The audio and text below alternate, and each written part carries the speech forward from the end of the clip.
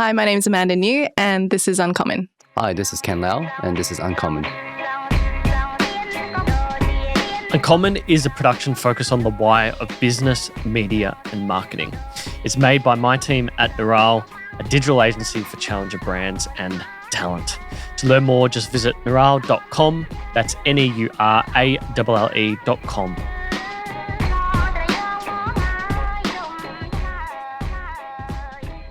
All right, my guests this week, Amanda Niu and Ken Lau, co-founders of Ava. We're just talking before about Malaysia in particular. I don't know if you guys have ever noticed this, but I reckon the two most prominent, let's call it white-collar expats that live in Australia are, in my opinion, Malaysians or English, like Poms. That was the thing I noticed when I first got into the workforce, working in like consulting and finance. It's like someone was either from KL, Penang, London, or Liverpool. Wow. It was always amazing to me. Why Australia? Like, why does everyone go? First of all, how old were you guys when you came here? Like Zoe Lowe, who we know, she came here when she was like 10, 11. Mm-hmm. Did you guys come here for uni or earlier? I came here when I was about 8 to 9, but I'm from New Zealand, so my parents met in New Zealand. Gotcha. But they grew up in Malaysia. Okay. Like Ken came here a little bit later. Yeah, I think I came here when I was 16, I think. 16, yeah. So kind of like left halfway in high school in Malaysia and just rocked up here for year 11, year 12, basically. Why is Australia like the place? It's going to be either here or like Singapore, right? Yeah, I think for me at least, it's just family. I think like, well, my mom's sister's based here, so she's been here before, and it's just like, okay, I want to send the kids somewhere what's familiar. Melbourne it is then. Gotcha. It was a really simple process for her. Did you ask your auntie? Did you ever ask her why she came here? She came here because it's a fairly interesting one. I think she wanted to move out from the life from Malaysia because things can be quite challenging over there as well. You know, you're not afforded a lot of opportunities, and sometimes in those countries you are the minority in some ways as well, and they are treated like that. So I think that's also one of the main reasons that people come over, basically. Yeah. Right. Yeah. Yeah, I've always wondered that. Like, why is it the thing? I think Zoe would say to me it was just like, work more than anything. Yeah. I mean, you have great opportunities, basically. Like, I mean, obviously standard of living is quite different, but I think like over here, like if you were to compare life in Asia, and I'm not saying that's bad here, over here you can get a decent job and have like, you can afford a lot of things, but it gets a bit challenging when you're starting out in those countries. I would say you probably have to work longer hours, and like the amount of output comparison to what you do over here doesn't equal, it's not 1 + 1 = 2. Yeah, no, I am. Did you ever meet Zoe's friend Maxine? Zoe had like a group of friends from Malaysia. Anyway, we've become quite close friends with Maxine and Jake, and they went back and had their tea ceremony, wedding. They're getting married, but then like doing the official wedding in November in Thailand. Anyway, it was the first thing he commented to me is like they were catching up with friends, and like people who are young, it's like the economy's dominated by boomers, right? So people who are young just don't earn much. Yeah. And because of that, he was like, it's so obvious now why so many people leave, because if you don't have family with a business or some sort of pathway, then like your opportunity to earn money is basically capped. Yeah. Which I found very interesting. That's very true. And most people go back, they've got a booming family business that you can kind of build on as well. And so, yeah. Interesting. I mean, yeah. What do you guys individually, maybe we'll start with you, Amanda, what's your earliest memory ever?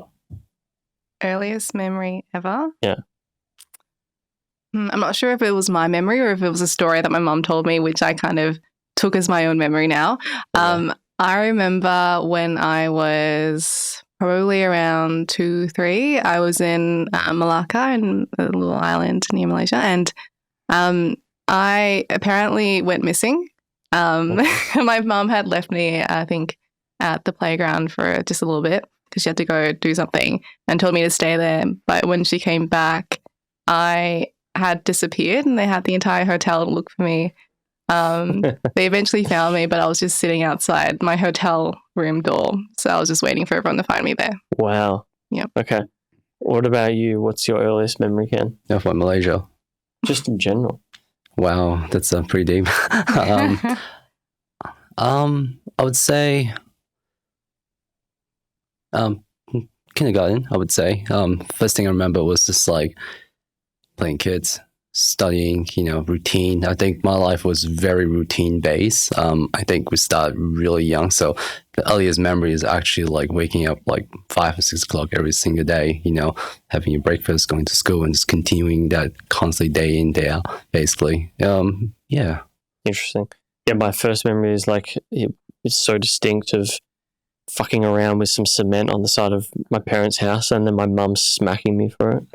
That's like it. She's gonna crack it at me later. It's etched into your memory for life now. For life, man. The reason why I did it was because we were at kindergarten and we were putting shapes into cement. Into Play-Doh. And so I saw like this fresh cement at home, plus like bits of scrap wood that looked like shapes, like triangles, and the one was like a circle. I was like, oh, pattern matching. This is the same thing. I'm just going to take this and do the You're same. just learning. Yeah. What did you guys think individually what you wanted to be when you were a kid? I always wanted to be a doctor for some reason, but that never panned out because I realized that I came to a conclusion. I was like, I'm probably not really book smart, so that option is probably off the table. Yeah, right. Really early on, basically. Then after I was like, all right, I took the Asian mentality. It's like, what's the highest earning potential? I'm just engineer. Yeah. What kind of engineering, basically? Electrical, okay. Aerospace is a bit too hard, so I'll go for the second hardest. How old were you when you realized that? To be honest, engineering came about last minute. Before engineering, I wanted to get into pharmacy. Oh, okay. Yeah, I did pharmacy for my, I think, year 12 internship and work holiday or something like that. I was like, I really like the health aspect and running the business and combining both of it. So I was like, I wanted to be a pharmacy and spent 1 or 2 years working towards it. And then I didn't get into pharmacy because I missed a point from my VCE. I think it was 1 point for maths that disallowed me from getting in, and was devastated basically because I worked so hard, and it's like, all right, I'm lost right now. And then, got guidance from like family. So, all right, if you're lost right now, let's just go back to the Asian way. And that's how I kind of end up engineering basically. Interesting. Yeah. Isn't that so fucking ridiculous? It's like you'd have these marks and it would prevent people from doing it. Like my marks were shocking at at high school. Yeah. But I missed the course I wanted to do by like 3 points. Oh. So stupid in hindsight. The amount of people, I wonder what the percentage is of people who stayed in that field having studied the degree. I mean, I know that's how the unis need a system, but I've always found it really odd. What about you, Amanda? For me, I think I wanted to be a lawyer. I also missed out by, I think, like 0.15, and I wrote a letter to the university to say, please let me in. Did not let me in. And then I pivoted to psychology and, became a neuropsych instead before life at Eva. So how do you guys meet? Ooh, when did we meet? It would have been after uni. Yeah, definitely. It was like a after exams sort of get together, mutual friends. What happened? I saw you. Amanda said hi. Let's just put that on record right now. Yeah, right. I said hi first because I saw you sort of darting around and not wanting to make eye contact with me. So said hi first, and then we just got to talking. Yeah, right. The rest was history. Who asked who on a date first? Oh, that was me. I think I was definitely interested in Amanda, but I was a bit too shy back then. And I think Amanda gave me the opening, like, "Hey, what's your name?" Because I kind of know everyone over here, but just don't know you. And I was like, "My name's Ken." Okay, let me take it from here. Do you remember the first date? Yeah, definitely. I remember that. I want to make sure I get this right. All ears.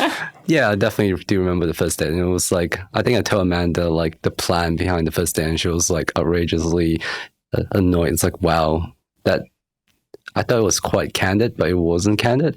So the first day we had was actually at the zoo, and she's like, why was the zoo? Because, you know, we kind of like each other, and we could avoid like awkward like silences basically, because like you have things to look at and all, and like you can explore. So it was quite natural back then. Engineered in some ways. Dude, this is so, oh my God. I can see both your personalities immediately. Like, psychologist wants to get to know people, sit down, have a glass of wine, chat for 3 hours.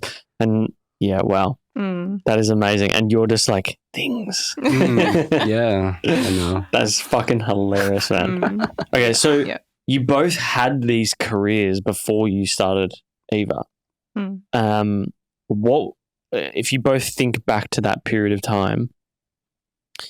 Maybe you go first, Amanda. What's like the greatest insight you've taken from that career and you've applied in business?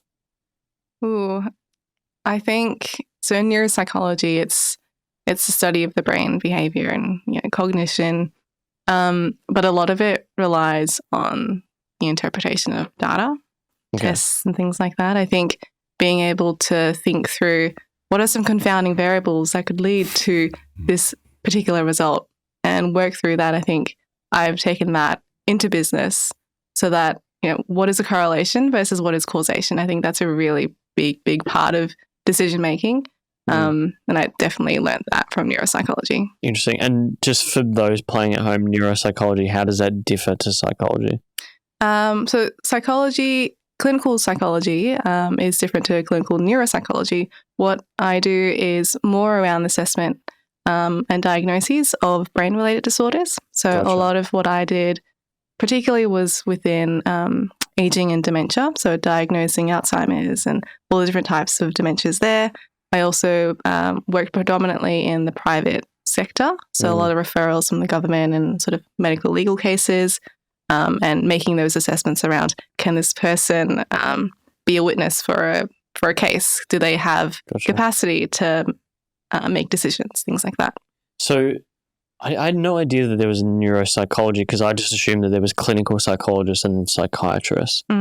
So this sort of sounds like it's an in-between stage. Yeah, definitely right? Between neuroscience mixed with psychology. So people, cognition.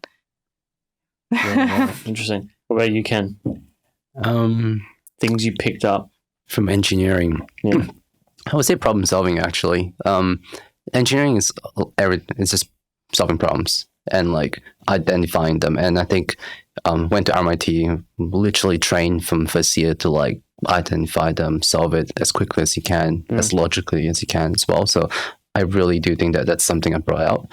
I don't think anything I've learned in engineering contributed to at least the business, so to say. But that was one skill, I think. And maybe like project managing, because you get a fair bit of things happening as well. They chuck you into like group projects like EOD. You kind of learn how to work with stakeholders and like understand like how to influence and get someone to like actually submit their part of their project for you to finish a group project. So stuff like that really helped. Yeah, I mean, problem solving is going to be a massive component. Yeah. There's just so much stuff to deal with when you're building a product. Yeah, definitely. So funny, like a lot of people will come in for interviews and service people will come in and like they all want the other type of company. But then like I just find that so ironic. But yeah, it's people underestimate how complex solving problems is for products. Sometimes it's almost too hard. It is a lot harder than services. Very hard, yeah. Because services, you can sometimes fluff your way through stuff. Sometimes, like with you can with products, but sometimes something is just literally not possible. Like physics prevents you, right? Yeah, I mean, obviously, like our product, if it doesn't stand up, well, it doesn't stand up. Like that's what our return trial is there. Yeah, it kind of keeps us accountable. So our insurance policy. Yeah, right. Interesting. We're going to talk about that. The 365 days returns. So I think you guys, it was 2016 That was like the earliest note that I could find. 2017, sorry. That was in the Business Founded. Why? What was this conception? Like, how did this begin? Who wants to tell us? Can get right into it. So after after leaving uni, I did I think 2 years of engineering, and I was like, nah, this isn't for me for a career, because I always wanted to run a business during my engineering career. I did engineering just for the sake of actually finishing and actually getting something. Yeah, can't believe I actually started 4 years for that for that reason.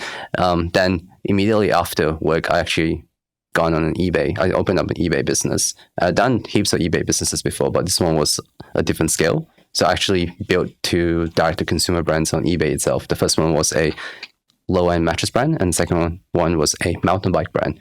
Same logic, you work in manufacturing, you bring in your own brands. The only difference on eBay is that you sell it for cheaper, and the customers don't actually really care about the brands. Even though you have one, they care about the prices. Then from there, I think a bunch of stuff happened. Then realized that eBay wasn't really like the place that I wanted to be to build a brand, because it's about price competition. So Amanda was just finishing up a master's then, and we're like, hey, it's been a long, 1 year, quite challenging with a couple of roadblocks as well. Let's kind of pivot the whole entire business to like something more direct to consumer base. Gotcha. And I think during the same time, like the whole trial period of 120 nuts came about, we were like, ooh, it was like a light bulb moment that's like, hey, that can actually solve the customer centricity side of things. And then obviously we're like, okay, we kind of need one product for scale. Like, how maybe Amazon started with books, or maybe Kogan started with TV. You need one flagship product. And because I was already in the mattress business, I was like, okay, if we actually turn this low end to a high end product, obviously with much better materials as well, this can be a flagship product where you could sell 1,000 of it and actually just build a business of it. So that's how the idea kind of came about. And the flagship product was mattress. Yeah. Yeah. Okay. So you basically got dragged into this. I mean, voluntarily. No, but do you know what I mean? Like, I remember when I started doing this stuff, at least when it was just the podcast, I had recorded episodes, and then I was like, I can't edit this. I can't do this. And I basically asked Lauren to do it. But then after, she was in on it. You know what I mean? Yeah. Sometimes it's like, it's one of those situations where you got to convince people and drag them in. What was like for you the insight of like, okay, wow, this is like a significant business? When was that moment? Was it at the end of the year, or had it started materializing in your head before then? Yeah, I was in a really weird spot. So when Eva first started becoming, we launched in May, I think 2017, I had just got a job in neuropsychology. Yeah. And so I was working part-time neuropsych, part-time Eva, sort of after hours. And then I think my goal at the time was to help out Eva where I could. But I was still focused on neuropsych because I had to do a 3,000-hour registrar program to be fully endorsed. And that took me about, I think, 2 years, 2.5, 3 years to get done. But during that time, I think very quickly after about a year or so, I dropped my hours in neuropsych, picked up a few days at Eva. Then I went full-time about 3 years ago now. Wow. So that was helpful in the sense that I had also just got my registrar program approved, and I was like, cool, I'm done. Let's get out of here. Let's go Eva full-time. Yeah, right. Interesting. Did you have a similar thing where you were just realizing like this career wasn't for me? Yeah, I think I was fortunate to experience neuropsych and understand how much it's a lot of structure and a lot of standardized testing. So everything that you do it's very routine, and therefore it helps in the sense when you're interpreting results, you can really hone in on what this means for a person. And I think I was always really fascinated with understanding people and what this means for them in terms of their future. What Eva provided me was outside of the box thinking. It was not routine. Everything was up in the air. Everything was on fire, and it really made me flex I don't know. It made me flex a little bit more in terms of more unique problem solving. Yeah. That I thought that was really exciting. That neuropsych couldn't really off for me because it was very routine in nature. Gotcha. It was all engineered. Yeah, it was all engineered. So 3 years ago, you went full time. That would have been what, 2019? 2019, the start of 2020. Start of 2020. Okay, wow, what a time to start. Yeah. Because I'm always intrigued around what those first years are like. So you guys are a bootstrap business, right? No VC funding, anything like that. All bootstrap. When was that moment where you probably both realized that you were onto something and it was scalable and that this was a legitimate business? Maybe not so much when you went full time, but when you started hiring staff. When was that moment? I think we brought in the first staff. 6 months. Within 6 6 months. to 8 months, I would say. Yeah. Right. But I think like a lot of businesses, we saw that this kind of business, this business had success in other regions, maybe in Australia and obviously from the States as well. So that was proof there, and obviously there was some backing as well in terms of like the eBay business. So there was a lot of data, and it was like, it's more about execution, that if you get this right, there's a chance that this business can actually succeed.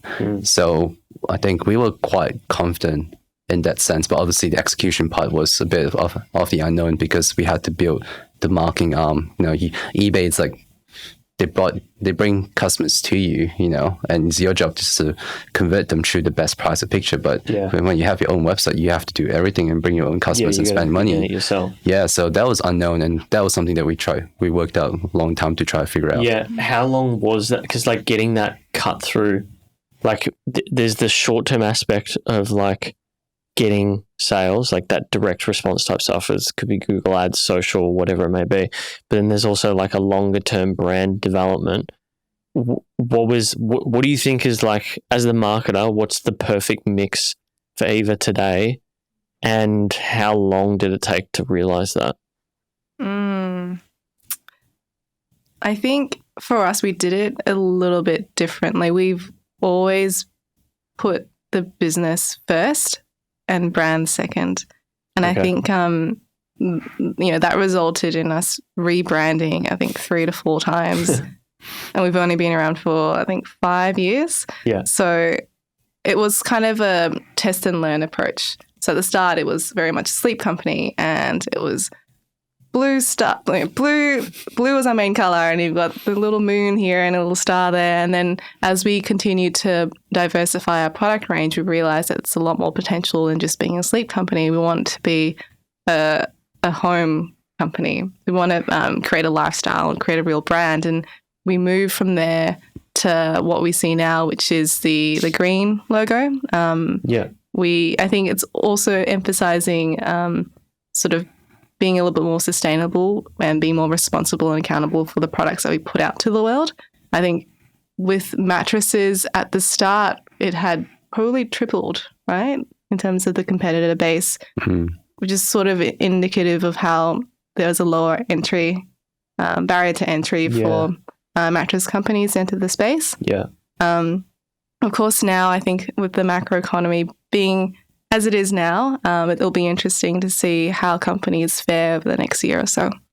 Yeah, the next 12 to 18 months is going to be interesting. I think a lot of people who have a lot of leverage or built up a lot of leverage are going to feel the pinch over the That's why I'm intrigued by you guys, because you've never taken on outside funding. So you're not really going to have the short-term pressure of having to always cap raise. Yeah. It's been positive cash flow from the start. So I think that was the foundation of the business that was built. So obviously, we didn't over leverage, we didn't over hire. We always do what we can with what we have, essentially. So obviously things was a little bit slower, but it's slower, but it just means that in 20 years you'll be around. Yeah. And maybe others won't. Yeah, exactly. It's the furniture business, or at least in business, it's a long game. It's a marathon, it's not a sprint. Yeah. I mean, some businesses are sprint when you have to like get market share, for example, like maybe Uber, winner kind of takes all. But as a retail business, like I think customers, they change their loyalty over time as well. Well, yeah. I just read 2 brilliant books. One is called How Brands Grow. Which is, so there's this new field of evidence-based marketing which has come out of South Australia University, and there's a institute called Ehrenberg Institute that Coca-Cola and Uber and all these major brands basically finance, and they basically just do statistical analysis on what it actually results in growth. And it was very intriguing to look at those numbers and how that actually results in brands growing over the long term. Like, you can focus on your current customers, which is great, but acquiring new customers is the ultimate way, because loyalty is not what people think it is. But those loyalty programs that you see, like, you know, your Qantas frequent flyer points, Flywise, etc., actually don't really make much money. I found very interesting. They're almost like surefire ways, like discounting and all that sort of stuff is a great way to lose money over time. So how do you build a customer base that likes your product in the long term? You probably do things like what you guys are doing, like guarantees, you know, bonus, some sort of bonus thing, or bundling of product into a bigger package is much smarter than just, hey, we got a mattress on sale, it's 70% off, end of financial year, buy a new mattress. Yeah, definitely.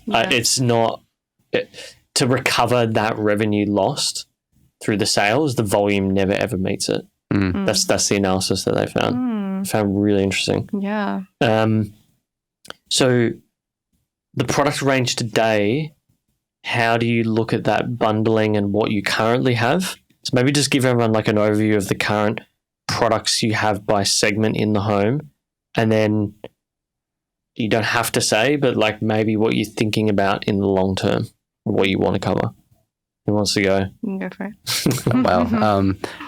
Definitely, we started with the mattress, and I think very soon we decided, okay, we're gonna expand, and we did the bed frame because it was most logical step, because as a customer you buy a bed frame mattress. So with that introduction, the business grew quite significantly because of the bundles. Essentially, average order value went up quite high.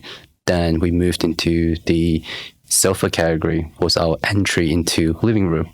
Then with that, we moved into the coffee tables. So we did, I think, a square and rectangle one as well, because it was a good bundle.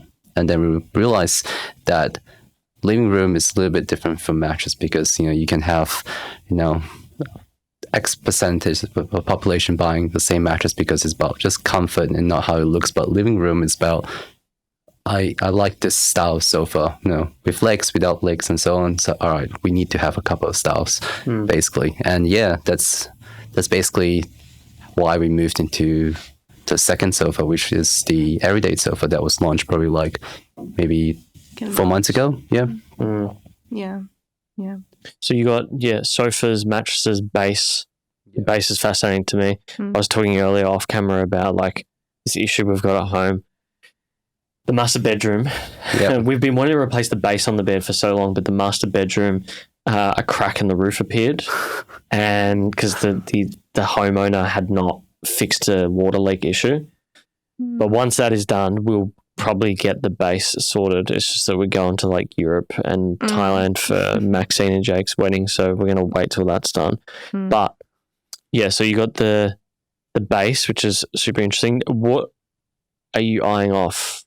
Are you eyeing off any further products at the moment?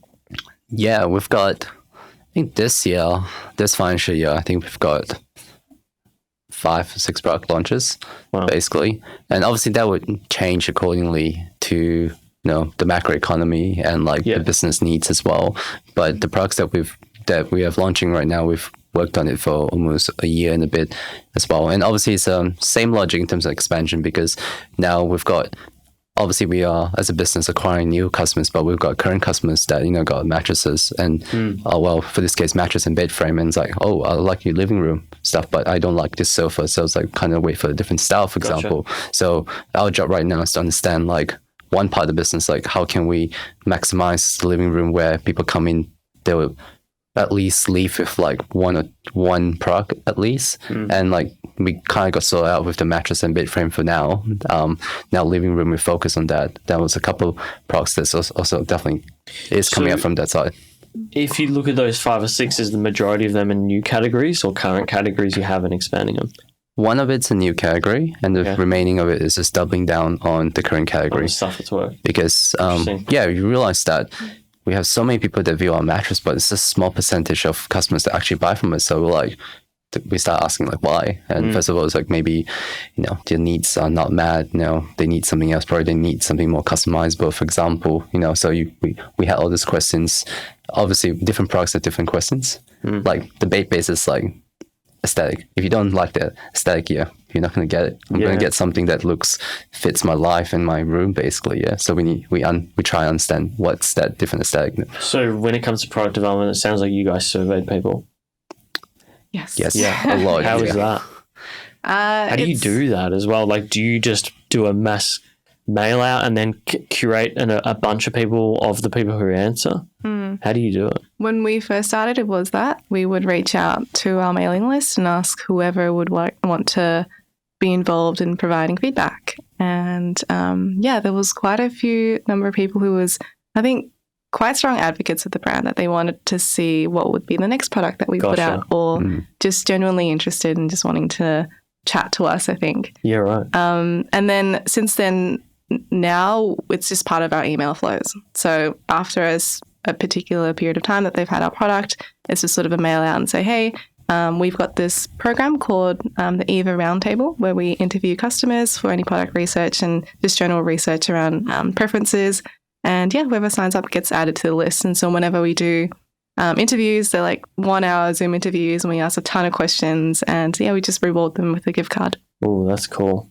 Yeah. Yeah, because not enough that was one thing this book spoke about, is not enough brands do their research on their customer base. But there's definitely research of looking at the market, Google search, trends, all that sort of stuff, but not actually surveying customers. I think there's the most important thing. Yeah, there's this. We used to do desktop research, but we realized there's only so much that it can really tell you unless you really just speak to the customer directly. Yeah. And of course, segmenting by, psychographics and things like that. So, okay, you were talking earlier about product development. You got 5 or 6 new products. What does that pipeline look like? And from the development to actual finish, and particularly I'm intrigued by, so you got this roundtable. You obviously do interviews, chat about it as a team, and then you bring it over to Ken, and then you start chatting to his team about can this be made? And then he goes and has a look, and then you bring it to your manufacturer. What does that sort of look like? That's a really great question. I think Amanda and I think when the first few products we definitely did that, but I think over time we built a team, and we've taken ourselves a little bit away from the decision making in terms of what products, because then it becomes biased that we just want a new sofa for our house, and let's push that. Gotcha. So we broke it down to design development and the product team, and I think the roundtable definitely starts very early on with the product team, where they find out about the customer's life. It's more about understanding. All right, you bought, just say, a mattress from us. What's next? Why are you going to buy it? And what you're going to look for, and price range, and what do you do? Understand them. Then obviously we got our personas basically, and then we ask them what would Sally do in 2 years' time? So the product team will start researching the market, and obviously from a business sense, it's all right, Ken, Amanda, where are we going?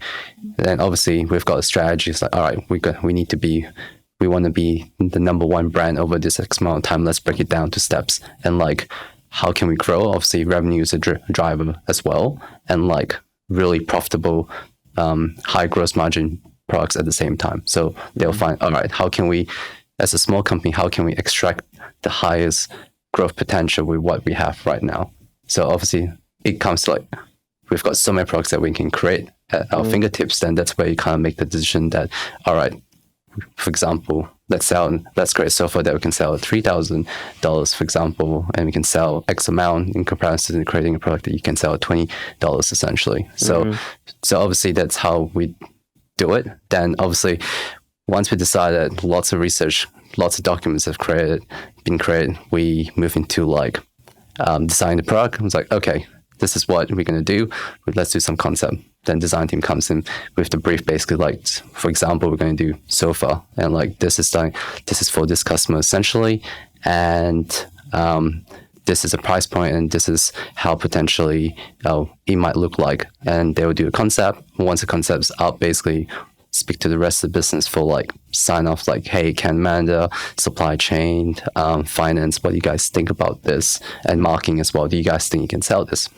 After all that sign off, you're like, great, concept done. Let's move into prototyping. We created in Australia. It's like, let's go to a local guy. Like, let's make this up to see actually can he stand and how it looks like. Yeah, what does it look like? Yeah, and that takes about maybe a month, depending how busy the local guy is, essentially. And from there, it's like, great, we've got this. It looks great. Can we sign this off? Okay, let's live with it. So the design team will bring it home. It's like, let's see how it is. Is it too low, too short? Is it like, is the fabric not great? And you go through that iteration a couple of times. And then once you're ready to go, User testing. User testing. Man. We do Yeah, user testing this is as like the well. style of it. Like, So what was that about testing? What, like you send it to people? So sometimes we ask the design team to bring it home, live with it. For example, if it's a bookshelf, we'd be like, bring it home and put books in it and see how it stands up over time. Are they dense? How is it like to assemble? But we also test it in-house. So the design team would get little groups of people to come in and assemble it together. They would ask them questions. How was the assembly? How would you rate it? What would you improve? What didn't you like? What did you like? And from there, that would feed into the next iteration of the product to trying to solve for some of those friction points that we would have identified. And we basically get to a point where majority of people, 80-20 rule, are happy with the product before we go, yep, this is it. This is our final golden sample. Let's go send it off to our manufacturers offshore to replicate that for us before. And then that in itself is a process because it's we're not there, which means a lot of it is done over WeChat, over Zoom, Google meetings, week on week on week. In addition to that, there's also the product team who is also involved in a lot of the commercial sensitivities, making sure we hit our bill of materials. And so as we continue to think about mass manufacturing these products, a lot of the economies of scale come into there as well. So do all that and then it comes back. Do you guys use the same manufacturer or do you pick manufacturer based on product? How does that sort of work? I actually choose specific manufacturers for different products. I think in manufacturing, no one can do everything. Like either you do a mattress very well, and or you do a sofa, and we actually want them to do that very well because like if you're going to do like 10 different products, it means that you don't have focus. It could be good for a company with like good diversification, but as a manufacturer that's not good at all. So all our manufacturers are very specific with what their craft is. By the way, just quickly, I would be fascinated if, just based on the way that your brand is, if Ava did like a series where you did a deep dive on how things are built. Ooh. Last night I was watching a video on how mattresses are made. There was not much great stuff out there, but it's fascinating. It's just like There's a lot involved. Just the user stuff that most people don't see, but I think that's it because as a user you get it's like, oh, it's perfect, it fits my life. Like but I think that we have to figure out what you guys need, like the users need to actually fit that. Well, this is the thing is like people just look at a price and design and all that sort of stuff, and sometimes you don't realize how much goes into it. I think that adds a layer to understanding why you pay what you pay. Yeah, definitely. And I think the reason we do that is because like with the ethos that we decide, it's like, hey, we just don't want to be another furniture company that gets something off the shelf. Like if you're going to do something, we're going to make an improvement to what things are at the moment. And there's a lot of challenges with the furniture industry. Like you'll go, hey, I'm just going to buy this sofa. I'm going to wait for 16 weeks and they're going to make it. That's great. And that's a problem. Great. And it's off the shelf. It's nothing. You don't solve your needs basically. So we're like, all right, let's change it up. Let's get in stock. But if you're going to stock like a few hundred sofas across Australia, we have to make sure that the mass will want it. And when you want the mass, you have to be customer centric from your product as well. So I think it's also our supply chain and the way we do the business needed us to ensure that our products are very customer centric as well, because some sofa companies would sell a lot of sofas, but things that they have like 100 or 200 different type of sofa out there. But our business, we only have like 5 or 6 product lines, but they're high volume because like it's acceptable across a whole range of like different consumers that wants it because it solves like their daily lives. So for the manufacturing and supply chain sort of things, what's changed and what hasn't changed in the last 12 months? Ooh, I don't know where to start. It's been very stressful. Let's give it that way. Apart from the usual stuff of like the containers are fucking 10 times the price of what they were. Things are longer, things are more expensive, but I think we've got a good handle. We haven't overstocked quite a fair bit. I think our biggest challenge right now is actually the biggest challenge right now is not being able to fly over to like sort things out. Things are taking longer to sort out because like there's no travel. You have to sort things out Because you can't go to mainland China. Yeah, we can't go there and go on the production line like to solve this. You have to teach them like to have instruction. You have to create a PDF. Do it via Zoom. So you can imagine how quick you can if I sit down here with you to say, hey, this is how you do it. Yeah. Things are just moving fast. So things are really slow from our end because of that. We get it done, but I think the travel makes it quicker. We used to, so before COVID, we used to travel there every year, maybe 2 times a year, just to speed things up in terms of product development. But comparing ourselves to that. It's a quick flight, man. This is what people don't realize of like, I remember that period of like 2016 to 19, everyone's like, why do so many Chinese from the mainland immigrate here? And it's like, dude, it's an 8-hour direct flight basically from the southern cities. So it's very quick, but it's wild. So they still don't allow people to come to the mainland unless you're a citizen. Yeah. Wow. It's challenging. So like, how does that make any sense when they're like the biggest manufacturer in the world? That is crazy. Yeah. Tell me about it. So lots of brands have to work around it. And like, especially brands that do their own product development, it's just painful. You can see so many steps in it. Yeah. And like, we have to be beside them to teach them. And we're doing it online. And what's the vibe from the staff with the manufacturers that you're working with? Like, they must find it shockingly painful. Our manufacturers are pretty good, I think. We've done a great job in terms of sourcing great relationships, but it's just, I think they're frustrated with the situation not being there because they are experienced and they come from places where they actually just travel up to solve a problem. And like myself, I've done it as well. Yeah. So I think it's just an additional paperwork that's needed for something so simple. And because it's been, if you think about it, for those on the mainland, it's been 3 years really since any form of travel has been happening. That, like, there was no doubt the introvert in me, we were speaking before about being introverted, extroverted, ambiverted. There was a period of time, that first year of lockdowns, I kind of enjoyed it. Yes. But I can, like, when we hit the 2-year mark, it really, really started to wane on me. Yeah, definitely. So I can imagine it would be shocking. Like, we know some people who are in Shanghai and dude, the lockdowns there have been intense. Oh yeah, very definitely. Intense. I think that affected us a bit. A little bit basically. But I think we've got things under control. I think like we just have to work around it. Just adapt. What's the city for manufacturing of furniture? There's a lot actually. There are a couple of hubs across China. So I think we did a really great decision at the start. Like we consolidated a lot because in 1 or 2 cities really close by. So once we scale up, we can consolidate our products in like containers basically. So so instead of like things being spread around too far apart and having too much stock, we can reduce our stock, and that was really helpful during COVID. Right. So you can have because container. What's the thing that everyone's talking about, like container optimization? Yes, that's now like a word. Yeah, that we planned that before because I think the reason why we planned that was because we are a bootstrap company. So we're like, you have to maximize that. So that was early in the planning. And then obviously with like supply chain problems and stuff, that worked in our favor as well. So obviously you scale up now, we can mix like mattress, bed frame, sofa, but you just increase the frequency of how many containers come in. But instead of bringing in a lot of stock that lasts 3 months basically. So that's helped us, to get to where we are over the last 2 years. Do you guys procure your own supplies and then send it to the manufacturer, or do you purely let them handle that and just deal with and just focus on yourselves being a product company design, iterate, all that sort of stuff, prototype, and then just allow them to handle it.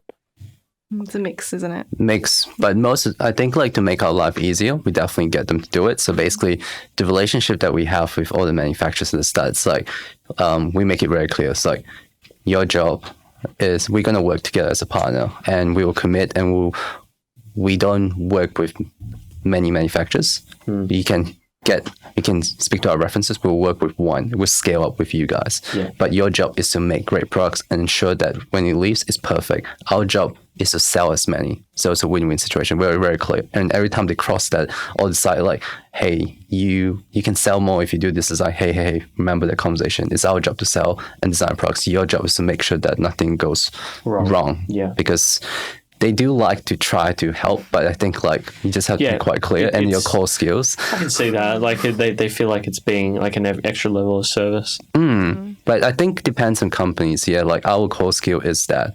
And like, I mean, we can take suggestions, but sometimes like, yes, but just don't stray away from your focus. Yeah, I can imagine that. So, okay, let's touch on the 365 days thing. How did this come about? Why? Because Jacob bought a mattress from you. Was it a mattress, Jacob? A bed. Okay. Why? So the 365-day trial, I think it probably came off the bat of being confident that our product development process was in good shape. I think so. The last 3 or 4 years was trying to build up a playbook of how to do product development and how to understand our customers, so that, for example, the product team, their number one goal is to ensure the success of a product, which means involving many aspects of research and customer sizing with market and things like that. I think we just really back the quality of our products. So much work goes into it that we know that these products will last the test of time. And 365 days should be the minimum period of time that these products are with you. Yeah. I think a little bit of understanding where we market to is also important.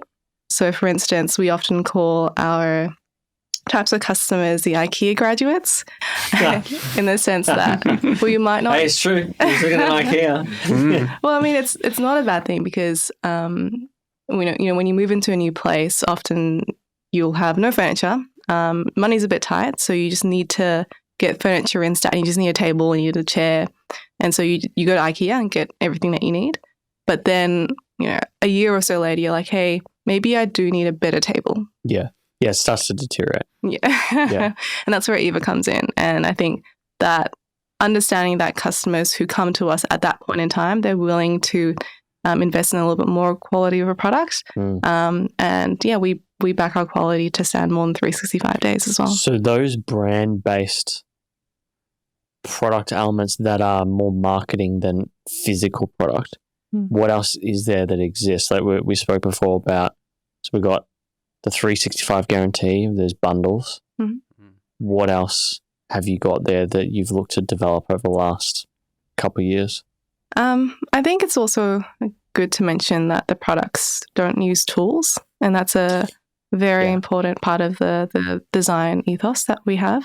I think a big friction that comes out from buying furniture is putting the furniture together, assembly and also disassembly, because we are quite a transient sort of nation. And if you're moving from one place to the next, the headache involved in moving, just being able to disassemble your bed frame, it's a stress that shouldn't exist. And I think that's what we want to infuse for all of our products. It shouldn't be as stressful as it is now. Gotcha. And one more thing as well is that we want to solve like the long wait times. So we work towards having all our products being able to have next day delivery. So if you want a couch tomorrow, you can just jump online, purchase it, and arrive tomorrow. Do you mean like the long wait times that are existing just across the board right now? Yeah, or just the process, because we flipped the whole entire thing, because the furniture industry is not really customer centric. It's more about going to a big showroom and like having 200 different sofas and sitting on it for 2 hours to decide what you like. For us, it's like we have got 2 really customer centric products here that fits your needs, and we back them. We know it works, and so we stock a lot of them, so you can buy it the next day. Yeah, that is interesting, because I remember once we bought a product from one of your competitors, and the wait time was 20 weeks. Yeah, definitely. Yeah. I think the model fucking painful. The model is also different because they would probably not have the product in stock. So they would get a bunch of orders and then put it into a then put an list of order in. purchase. And then that's why it takes 16 to 20 weeks to come. Which is beyond painful. It's like if you can go to the store and buy a phone, immediately. I mean, it should be the same for any product lines as well. It's just that they like all the products, like the phone's really customer centric, right? So you just have to bring that towards this industry, and it's exacerbated right now because of supply chain issues. Like I remember we were speaking about moving in here, and there's that coffee table that's out there. It took 6 months to get 6 months. Yeah. Wow. Yeah, we bought it I hope from you like it. Lovers or something like that. I hope you really like it. Fucking yeah. It's like one of those classic, it's not terracotta, but it's terrazzo. Oh, yeah. It looks really nice. It looks good, but it's not real terrazzo. I thought we were getting some, fancy real type thing, but it's like, it's ceramic. How did you feel after receiving 6 months later? Very annoyed. Very annoyed. I was just like, why? Yeah. It's quite amazing that like there's no doubt. I remember hearing this thing in one of these other marketing books I've been reading recently about how whenever people are buying, we are risk-taking individuals. But the moment we have to make the transaction, we are risk-averting individuals.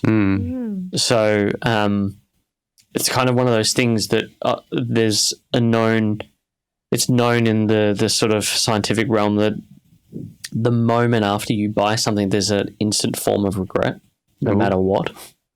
So I kind of got it with that product. Like we bought it December, and I think within a month I was like, do we actually need this? Do we want this set up? Like, do you know what I mean? That's where the trial comes in, basically, just in case. Yeah. It's very, very, very good. I'm intrigued to see what the results are going to be on that. What you guys do a few interviews. I'll listen to a few of yours, like Lady Brains and all those sort of shows. What don't you guys get asked that you wish you could talk about for the business? I think people and culture. Okay. Why and what specifically? I think so. These last few years have been really tough for everyone. We had grown, I think, about 10 people before COVID started to now about 30.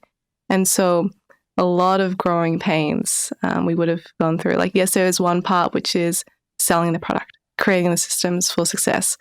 But the other part to it is our role has now changed to becoming more focused on people to help do those things for us. We're no longer on the tools as we used to be. And I think that shift for us in our jobs to off the tools and helping to empower and motivate people in a time that's really, really tough, I think that has been a really interesting learning curve for sure. Have you guys got any advice for me? Because I'm trying to hand over more and more. We're going away August, September. Sometimes it's so dumb. Like someone will say something to me like, oh yeah, I can do that. And I'm like, yeah, you can. Why am I doing this? Documentation. I think something that we've pushed very hard the last 12 months is a culture of writing and document everything, basically. Like everything needs to be a playbook. And I know it sounds a bit corporate-y, I guess, but it works for any size of business because then you'll be able to hand on like, all right, this is the keys to the kingdom, so how to get things done and the steps essentially. And if you're stuck, then I can come in to help you. But we've done that across it and definitely helped a scale because I think prior to that everything's up in your brain, and like if you need something, I'll have to call him. You can't do that anymore once you become a bit bigger. I think it forces you to do that. Yeah. How big's your handbook or playbook at the moment? Wow. How many pages? There are several. So across all the different departments, they have their own playbooks. No shit. I think each playbook is 100 pages. Yeah, okay. We've got one internally, it's like 50 pages or something. Yeah, across the whole entire company, thousands, if not. Like, we just keep on building on them, basically, and refining them. And sometimes it gets lost. They build new ones, basically, in version 2, 3, 4. Yeah, I am guilty of forgetting to document stuff like that, and just so people know. Yeah, it's hard. Don't get me wrong. I struggle as well. Like, especially when you're a workaholic. Yeah, I'm a workaholic.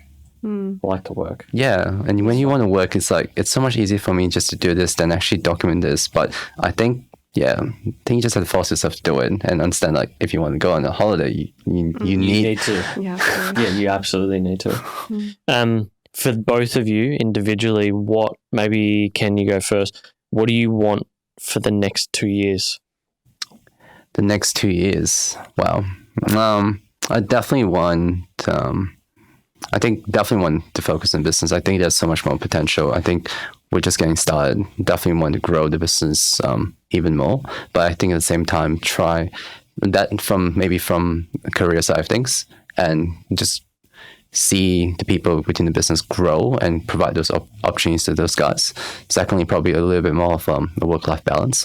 I think starting business is challenging, and I think you understand that. I think we've given a lot to the business where I think it's becoming a bit exhausting, and sometimes like, oh, who are we without the business? And I think like trying to find that balance, or not that we're going to stop working, but I think having clear distinction that, all right, we're going to go home, we're going to stop. I think going to have to start working on that.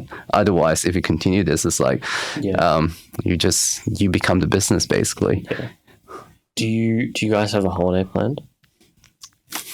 That's a no. Yeah, fuck. We got engaged this year, actually. Wow. Yeah. Congratulations. Yeah, we did. That wouldn't have happened if we didn't have documentation to go on holidays. And hang on, where did he propose? In Queenstown, New Zealand. Wow. Yeah. That's a fucking great spot. It's a great spot. And no one was there because apparently it wasn't open to Australians. So I forgot I was a Kiwi. Yeah, we got through it. But how'd you go? I was a partner. So really, we rock up to the airport and it's like, you can't travel into into New Zealand because it's not open for Australian yet. But luckily, Amanda is a Kiwi. Amanda's like, oh, okay. So did you travel on your Kiwi passport? No, I didn't have one. So I had no idea that I was still a Kiwi, obviously, because I was born there. Of course I am. Can you have dual passports? Yes. Do you have dual? I just haven't renewed my Kiwi one, but I am eligible for one. Because I've got a mate, Tender, who will be listening to this, and he's originally from Zimbabwe, moved to New Zealand, then they moved to Queensland, and he is like adamant that he's never going to get an Australian passport. And I'm like, mate, it is so much more beneficial to have both. But he's going to listen to this and be like, see, I told you. We got into New Zealand. I got engaged. All you need to do is be going to Queenstown and getting engaged. That's cool. So have you guys made any plans yet? I think we've gone for 2 holidays now. I think New Zealand, and then I think a month later we went to Malaysia for a wedding. Was it? Yeah. So it was a good break. I think it was like 2 months apart basically. So I think we owe it to the team to stick around for a little bit more. Yeah. And I think we haven't got a plan yet because I think we spoke just then, the macro stuff is going to be a bit more challenging. Complex. So we want to be on the ground to solve it if anything arises. And I think if anything, holiday plan will come really last minute, a few weeks before. So do you think that you guys are going to is there expectation you're going to do tea ceremony and a wedding? What are you going to do there? Oh my gosh, I'm so stressed. Have you had this conversation yet? I have had many conversations, but I think we want to keep it simple. Okay. We got a date. We've got the date down, but it's probably just starting to do stuff. I think I've got a bit of decision paralysis at the moment. We'll make some. We'll make some. I think we're deadline driven, so we'll work towards the deadline. Yeah. Which is project manager. Which is in 5 months' time, I think. Lauren did. Lauren and I basically project managed the wedding. Oh yeah. But we can see why there are wedding planners. Holy shit! There's a lot of work stuff that goes into it. You guys got experience. Are you guys looking for a side gig? Yeah, true. It's that we project managed that, and then we project managed the build here. It was so funny. There was a guy who came in to have a look because the real estate agent for this building is he just brings people in here to try and sell people on. See, this is what it could be if you did some work. Anyway, and they're like, "Oh, who did your design?" They're like, "We did," and they're like, "Oh, could we hire you?" Which is fucking hilarious. What was the biggest challenge in terms of planning your wedding? Well, the time we got married, the biggest challenge was COVID, to be honest. It was going to be April or February 2020, 20, and then like this started happening, and I made the decision straight away to bump it because I just had a feeling this is going to be intense. And then luckily I just picked a good month. It was April 2021, so it was the time here where we were not in lockdown. There was still a cap. That was probably the biggest issue.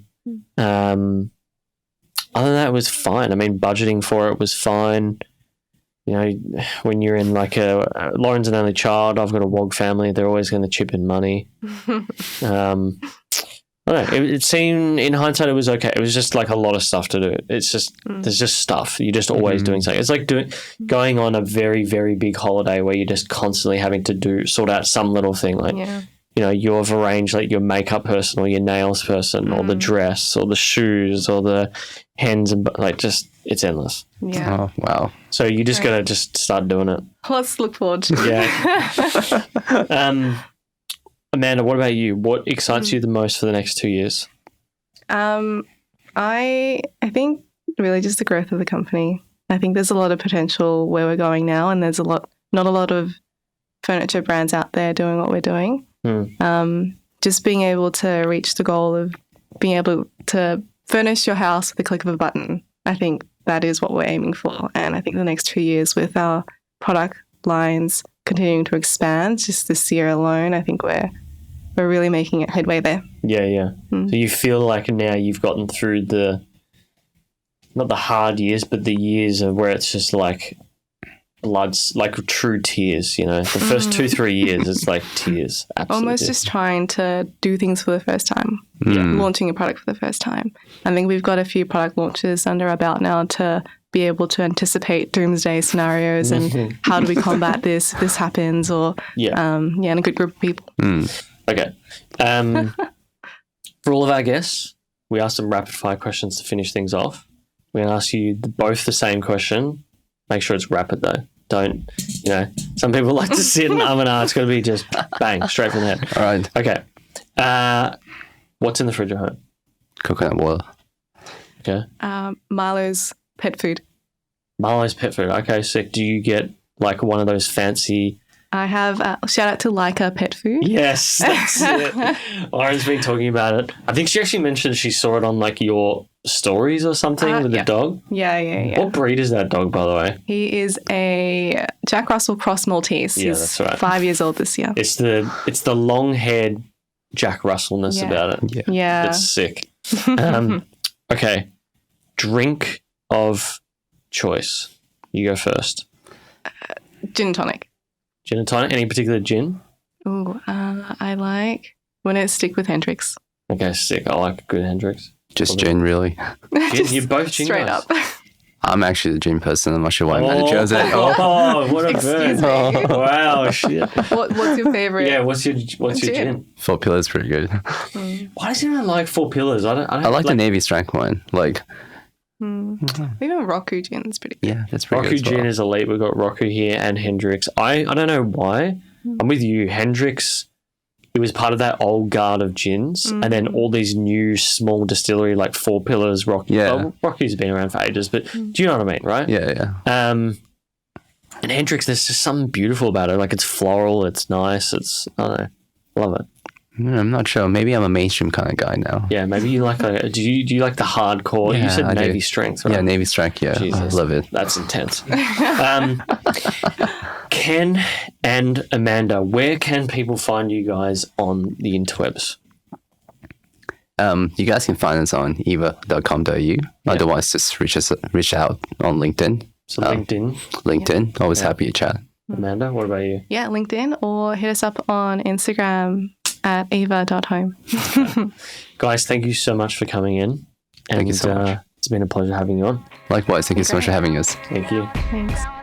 Thank you so much for checking out this episode. If you liked it, do subscribe. And of course, like it on YouTube if you're watching as well. We'd really appreciate that.